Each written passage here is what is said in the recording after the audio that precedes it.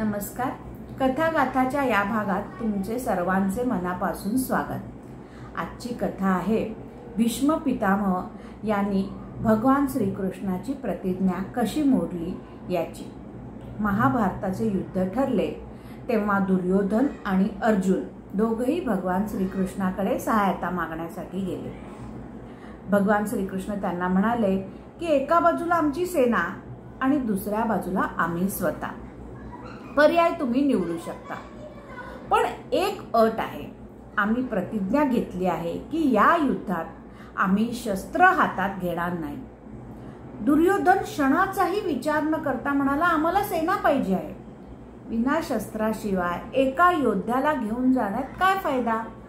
हे तर महाभारताचे युद्ध आहे आणि युद्धभूमीवर भगवंताची आरती करावयाची नाही. द्वारकाधीश म्हणाले, युद्धात मात्र आम्ही शस्त्र घेणार नाही. ही प्रतिज्ञा आमची कायम राहील. दुर्योधन सेना घेऊन परत आला तेव्हा भीष्म पितामहांनी विचारले, दुर्योधना, तू कृष्ण सेना घेऊन आलास, पण आपल्या पक्षामध्ये श्रीकृष्ण आले नाहीत का? तेव्हा दुर्योधन म्हणाला, पितामह, त्यांना आणून काय फायदा आहे? त्यांनी प्रतिज्ञा घेतली आहे की ते या युद्धात शस्त्राला हातही लावणार नाही. मग एका निशस्त्र योद्ध्याला घेऊन येण्यापेक्षा मी बलाढ्य द्वारिकेची सेना घेऊन आलो. पांडवांकडे फक्त आता निशस्त्र श्रीकृष्ण आहेत. पितामह म्हणाले, दुर्योधना, तू गुणवत्ता पांडवांना देऊन आलास. मग भीष्म देखील म्हणाले, आज आम्ही देखील अशी प्रतिज्ञा करत आहोत की या युद्धात आम्ही श्रीकृष्णाला शस्त्र धारण करण्यास भाग पाडू. जर ही प्रतिज्ञा पुरी झाली नाही तर ज्यावेळी आमचे प्राण जातील त्यावेळी आमचे शव उलटे पडेल आणि आमचे मुख आम्ही कोणासही दाखवणार नाही. आमच्या नावापुढे शंतनुसुत, गंगापुत्र ही जी बिरुदावली आहे ती आम्ही लावणार नाही. तर भीष्मांनी प्रतिज्ञा केली की ते श्रीकृष्णाला शस्त्र धारण करायस भाग पडतील आणि भगवंताची प्रतिज्ञा होती की ते शस्त्र हातात घेणार नाही. महाभारताचे युद्ध सुरू झाले. 5 दिवस तर भीष्म पितामह यांनी फक्त मागे उभे राहिले आणि रणभूमीवर काय चालले आहेत याचा ते आढावा घेत होते. धनुष्य बाण देखील हातात घेतला नाही. बघत होते की भगवंताचे दर्शन घेत होते की कसा रथ इथे तिकडे नेत आहेत, अर्जुनाची कशी सहाय्यता करत आहेत. श्रीकृष्णाने त्यांना विचारले, पितामह, तुम्ही पांडवांच्या बाजूने का युद्धात उभे राहिला नाही? पितामह म्हणाले, प्रभू, जर पांडवांच्या बाजूने आम्ही उभे राहिलो असतो तर कदाचित तुमच्या डावीकडे किंवा उजवीकडे आम्हाला उभे राहावे लागले असते. आणि डावीकडे किंवा उजवीकडे काय, आम्हाला तुमचे अर्धेच अंग दिसले असते. मला तर युद्धभूमीवर तुम्हाला पूर्णपणे पाहायचे होते, समोरून तुमचे दर्शन घ्यायचे होते. आणि कौरवांच्या पक्षात अशासाठी गेलो की जेणेकरून तुम्हाला पूर्णपणे पाहता यावे. भीष्म पितामह युद्ध थोडेच करत होते, ते तर केवळ प्रभूंचे रूप न्याहाळत होते. प्रभूंची युद्धभूमीवरील चतुराई बघत होते. अर्जुनाचा बचाव श्रीकृष्ण कसा करतात हे सर्व पाहत होते. जेव्हा 5 दिवसानंतर कौरवांची सेना कमी व्हायला लागली, दुर्योधन क्रोधित झाला. पितामहांना म्हणाला, पितामह, मला तर असे वाटते तुम्ही अन्न आमचे खात आहात पण हित मात्र पांडवांचे बघत आहात. त्याच्या या वक्तव्याने पितामह क्रोधित झाले. म्हणाले, दुर्योधना, तुला हे वक्तव्य शोभा देत नाही. उद्यापासून महाभारतातील युद्धात कौरव सेनेचे नेतृत्व आम्ही करणार. तू जे म्हणालास आमचे अन्न खाऊन तू पांडवांचे हित बघत आहात, ते तुला मृत्यूचे भय वाटत आहे. तुला असे वाटते की युद्धात हरल्यावर तुला मृत्यूला सामोरे जावे लागेल. तर ऐक, मध्यान्ह रात्री आम्ही रोज भजन करावयास बसतो. त्यावेळी आम्ही संपूर्ण जीवनाचे भजन बल तुला द्यावयास तयार आहोत. अर्धरात्री तुझ्या पत्नीला सांग, आमच्या दालनात येऊन आम्हाला प्रणाम कर. आम्ही दोन्ही वरदहस्तांनी तिला जीवनाचे भजन बल प्रदान करू. अखंड सौभाग्यवती भवचा आशीर्वाद देऊ. मग मृत्यूचे भय तुला राहणार नाही. ब्रह्माजी देखील आले तरी तुला हरवू शकणार नाही, कोणाचंही सामर्थ्य नाही तुला हात लावण्याचे. दुर्योधन म्हणाला, आम्ही हेच तर मागत आहोत की तुम्ही असे काही करावे ज्याने आम्ही निश्चिंत होऊ. मग दुर्योधन खरोखर निश्चिंत झाला. त्याला माहिती होते की रात्रीस आमच्या पत्नीस अखंड सौभाग्यवतीचा आशीर्वाद मिळाला आणि मग आम्ही झोपून जरी धनुष्य चालवले तरी आम्ही मरू शकणार नाही. आता बातचीत चालली होती दुर्योधन आणि भीष्म पितामह यांच्यामध्ये, पण कान टवकारले गेले भगवंताचे. भगवान श्रीकृष्ण मनोमन म्हणाले, आम्ही असेच तोवर हे शक्य होऊ देणार नाही. रात्री भगवंतांना झोप लागेना. ते विचार करू लागले, जर भानुमती दुर्योधनाची पत्नी हिला भीष्म पितामहांचा आशीर्वाद मिळाला तर मग भक्ताच्या पुढे आमची हार निश्चित आहे. भगवंत असून सुद्धा आम्ही पांडवांना वाचवू शकणार नाही. क्षणभर त्यांनी विचार केला आणि उठून लगेच एक जुने पुराणे धोतर शोधून काढले, जुनी बंडी परिधान केली, डोक्याला मुंडासे बांधून कानात मोठी मोठी कुंडले धारण केली, बिलकुल गुराख्याचा वेश धारण केला आणि हातात कंदील घेऊन तडक द्रौपदीच्या दालनाकडे निघाले.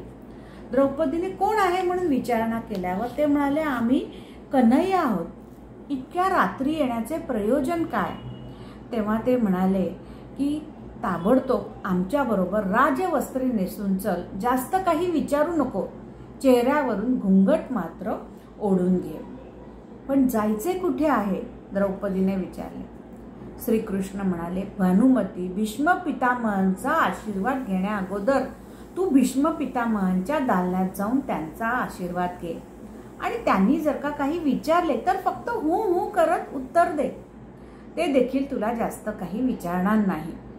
तुझ्यासोबत कोण आले आहे असे जर का विचारले तर सांग, आमच्या गायी चरायला नेणारा गुराखी आमच्या सोबत आलेला आहे, आम्ही भीष्म पितामहांचे आशीर्वाद घ्यायला जात आहोत असे त्याला सांगितल्यावर तो आमच्याबरोबर सोबत म्हणून आलेला आहे. पण त्यांना हे समजू देऊ नको की द्वारकाधीश तुमच्या बरोबर आलेले आहे.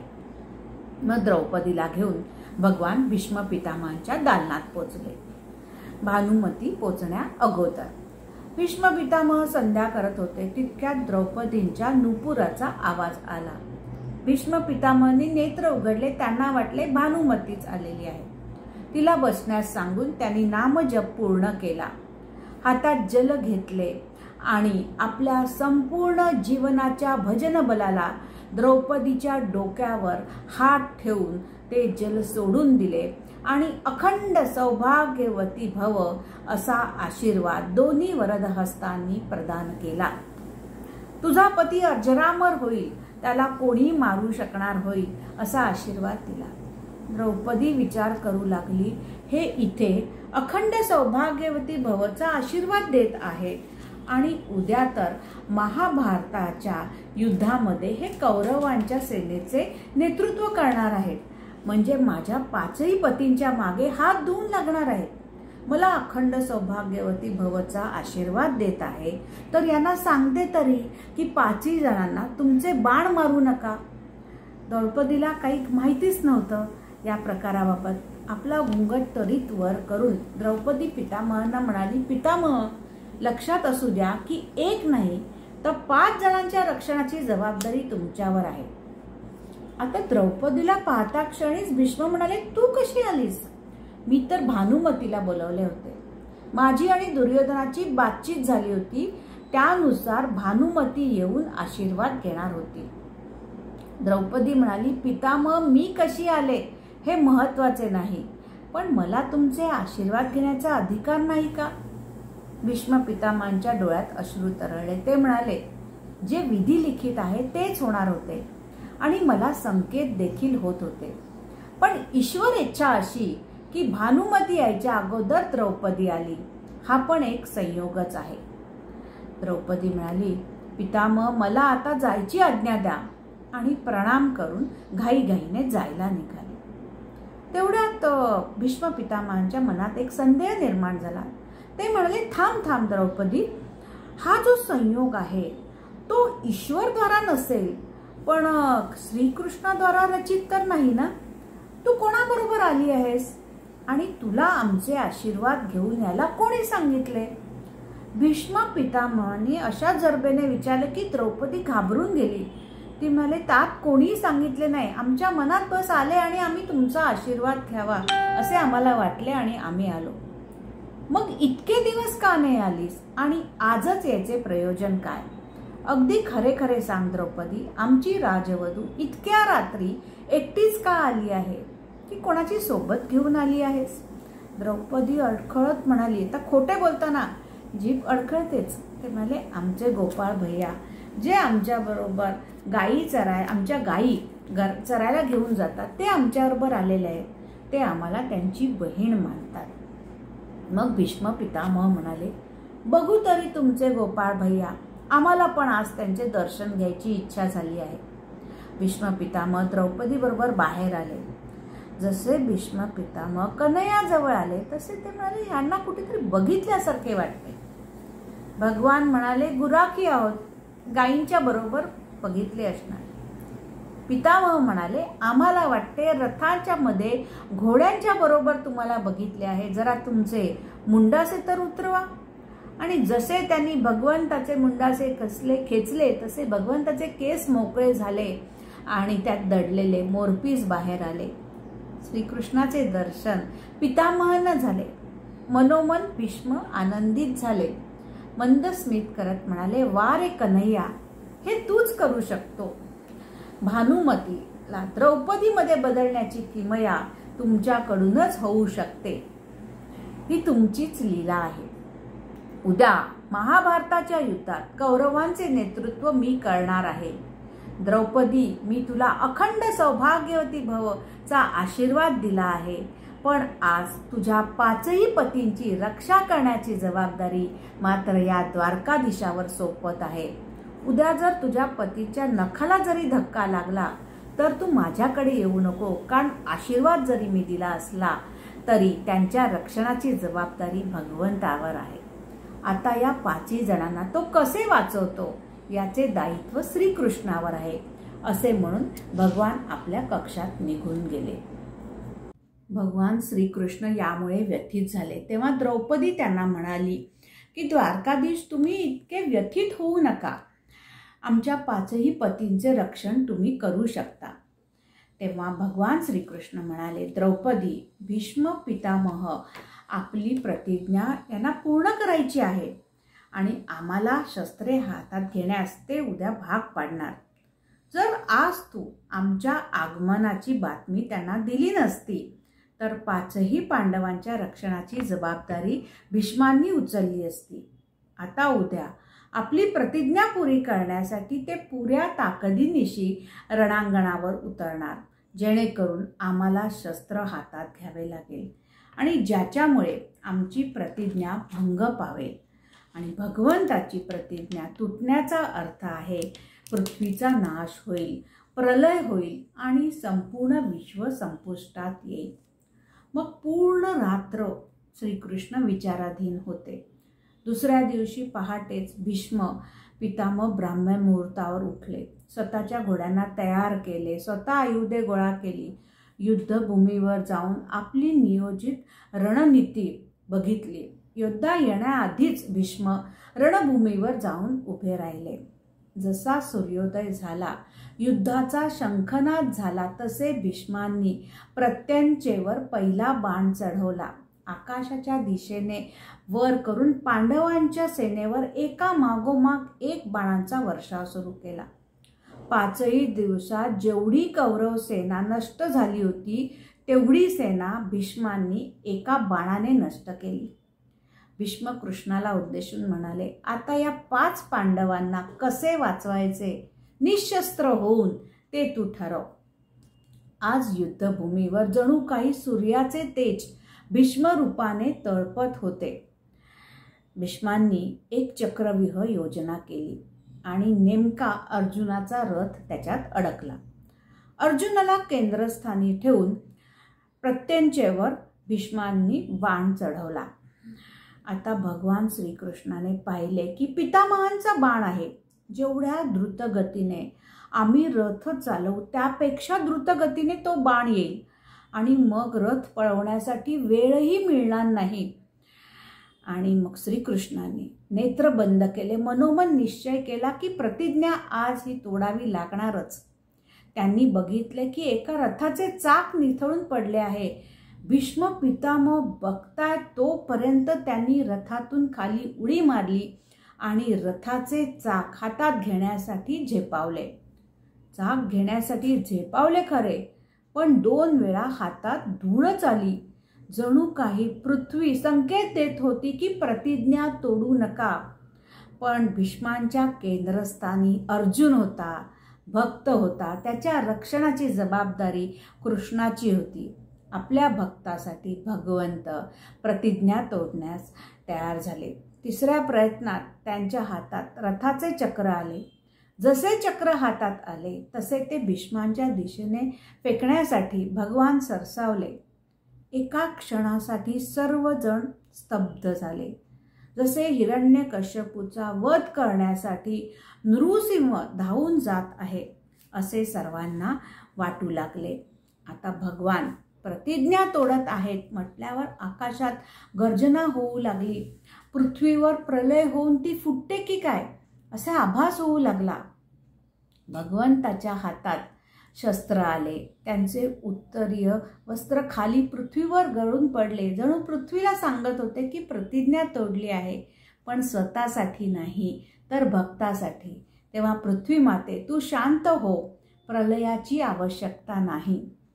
जसे हातातले चाक पितामहांवर फेकणार तेवढ्यात प्रत्यंचेवर चढवलेला बाण भीष्मांनी खाली उतरवला आणि टाळ्या वाजवू लागले. म्हणाले, बघा बघा, प्रतिज्ञाधारी समोर उभा आहे आणि बिना शस्त्र महाभारताचे युद्ध लढेल अशी प्रतिज्ञा करणारे तुम्ही आज तुमची प्रतिज्ञा कुठे गेली? पुरे युद्ध शांत झाले. सगळेजण श्रीकृष्णाकडे बघत होते. डार चक्र हरी हस पडो दियो उत्तर व्रजराज. श्रीहरींनी घेतलेले चक्र भिरकावून दिले आणि म्हणाले, आज तजी प्रतिज्ञा मोरी मैं तोरी प्रतिज्ञा काज. पितामह, तुमची प्रतिज्ञा होती जर वासुदेव कृष्णाने शस्त्र हातात घेतले नाही तर ज्यावेळी मृत्यूला सामोरी जायची वेळ येईल त्यावेळी तुम्ही मुख न दाखवता मृत्युमुखी पडाल. तुम्ही पण जाणता आणि आम्ही देखील जाणतो की तुमच्या शरीरावर असंख्य बाण लागणार आहेत आणि जेव्हा असंख्य बाणांच्या शय्येवर तुम्ही तुमचे मुख कोणालाही न दाखवता धरतीच्या दिशेने करणार त्यावेळी तुम्हाला इच्छा मृत्यू प्राप्त होणार नाही. कारण तुमची शेवटची इच्छा आहे की तुमचा अंतिम श्वास जेव्हा निघेल तेव्हा तुम्हाला आमचे दर्शन करायचे आहे. आमचे दर्शन घेण्यासाठी तुम्हाला तुमचे मुख बाणांच्या शय्येवर वरतीच ठेवावे लागेल. यासाठी आम्ही आज प्रतिज्ञा तोडत आहोत. महाभारताच्या युद्धात एका क्षणासाठी भगवंतासाठी टाळ्यांचा गजर झाला आणि मग पुन्हा युद्धाला सुरुवात झाली. ज्यावेळी युद्धाच्या अखेरीस भीष्म पितामह असंख्य बाणांच्या शय्येवर पडले होते तेव्हा त्यांनी श्रीकृष्णांना वंदन केले आहे आणि त्यांची इच्छा होती की श्रीकृष्णाचे दर्शन शेवटच्या अंतिम श्वासात त्यांना पाहायचे होते आणि उत्तरायण जसे सुरू होईल तसा त्यांना आपल्या मृत्यूला सामोरे जायचे होते. जसे सूर्याचे उत्तरायण सुरू झाले तसे भीष्मांच्या मुखातून दिव्य ज्योत निघाली आणि भगवंतात जाऊन विलीन झाली. तेव्हा अशी ही श्रीकृष्णाने प्रतिज्ञा तोडली, पण शेवटी भीष्म पितामहांसाठीच ती तोडली होती. तर आजची ही गोष्ट तुम्हाला आवडली असेल तर लाईक करा, शेअर करा आणि चॅनलला सबस्क्राईब करा. धन्यवाद.